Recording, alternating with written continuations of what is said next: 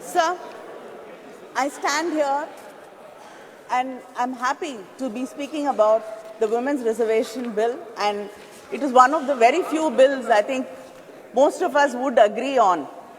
And we thought this bill will be passed with all of us supporting each other and standing together. But unfortunately, the BJP has taken this also as an opportunity for politicking, and it is very unfortunate.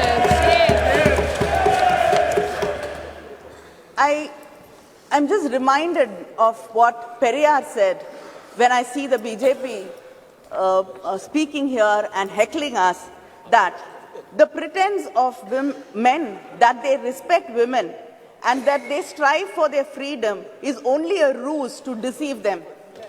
You did now. You did. Just you did. That is your first example. I'd like to quote the former Chilean president, Michelle Bachelet. A better democracy is a democracy where women do not only have the right to vote and to elect, but to be elected.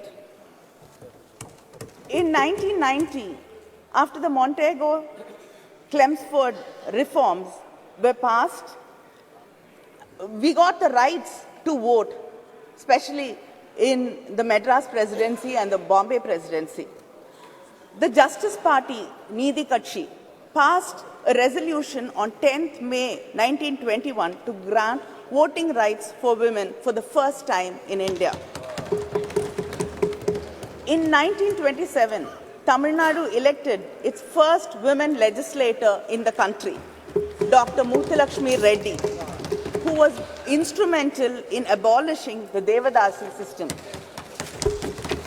But sir, nearly 100 years after that, we still have not passed the bill. In 1929, Periyar, in the Self-Respect Conference in Chengalpet, passed a resolution insisting on reservations for women in education, employment, and politics. The Women's Reservation Bill was first brought with the support of the DMK during the United Front government in 1996, September. And then Thiru Devegowda, who was the Prime Minister, brought this bill, and the Law Minister Ramnath Kalab was the one who presented the bill in this house. Then again, our respected former Prime Minister Vajpayee ji again brought this bill, but it was the UPA government in 2010 which passed it in the Rajya Sabha. Yes. And I got an opportunity to speak on the bill in the Rajya Sabha, and that was 13 years ago. And I've got an opportunity to speak on this bill again here. Yes. And we're still speaking about this bill and debating it for the past 13 years. Only house is dead. Only house is dead. House is dead. The Women's Reservation Bill is a poll promise of the BJP. Yet, many leaders had to urge them to bring this bill and to pass it. Our leader, Kalaignar, had written to the Prime Minister in 2014 to pass this bill. Madam Sonia Gandhi wrote to the Prime Minister in 2017 requesting him to pass this bill. Our Chief Minister, M.K. Stalin, wrote to the Prime Minister again in 2017 requesting and urging the government to pass the bill. He said, the bill which was moved to empower women's voice in the legislatures and parliament of our great nation is struggling to succeed. This is really disheartening.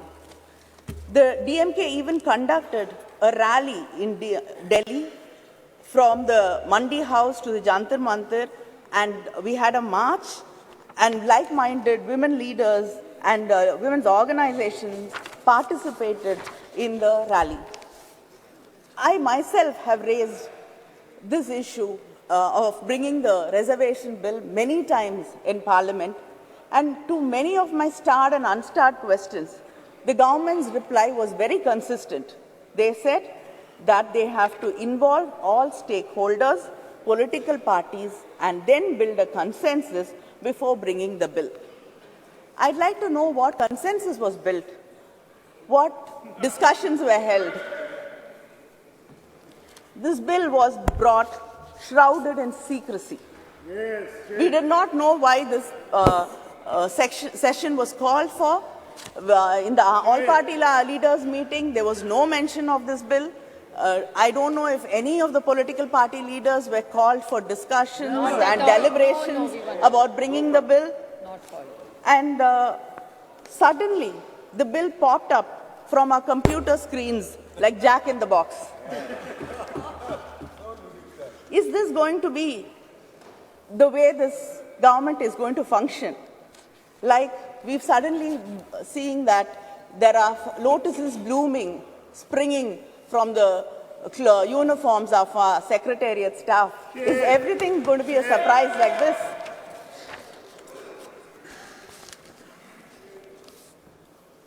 In spite of all this, when the Prime Minister mentioned the Women's Reservation Bill, and when our own Meghwalji introduced the bill, our minds were so full of happiness, and the lines of Mahakavi Bharati rang in my heart. பட்டங்கள் ஆழ்வதும் சட்டங்கள் செய்வதும் பாரினில் பெண்கள் நடத்த வந்தோம் எட்டும் அறிவினில் ஆணுக்கு இங்கே பெண் இளைப்பிள்ளை தான் என்று கும்மி அடி, which if I translate says that we have come to make laws and to rule. Now we are equals and let us cherish it. But then, like the crows and crows of my sisters who were waiting for this bill to be passed, my heart also sank when you said we had to wait for it and we don't know when actually the bill is going to be implemented. In 2010, when the bill was brought by the UPA government, there was no conditions. The bill was to take effect immediately after the passage of the bill. But the bill which was presented yesterday clearly says the reservation in Clause 5, it states the reservation of seats for women in the House of the People, the Legislative Assembly of the State and the Legislative Assembly of the National Capital Territory of Delhi shall come into effect after an exercise of delimitation is undertaken for this purpose, after the relevant figures for the first census taken after the commencement of the Constitution. Our leader, Muthuvel Karunanidhi Stalin, in his statement today has said that India is the only country which has not conducted the decadal census. And if delimitation is going to be based on population census, it will deprive and reduce the representation of the South Indian states. It will become like a sword hanging on our heads. Yes. He has said that we support the bill. But he asked this question, why should the implementation be connected to the delimitation? Yes, why? And it is, he says, it is a strange drama staged by the BJP, keeping in mind the 2029 elections, 2024 elections. And we cannot ignore the representation for women from the backward classes either.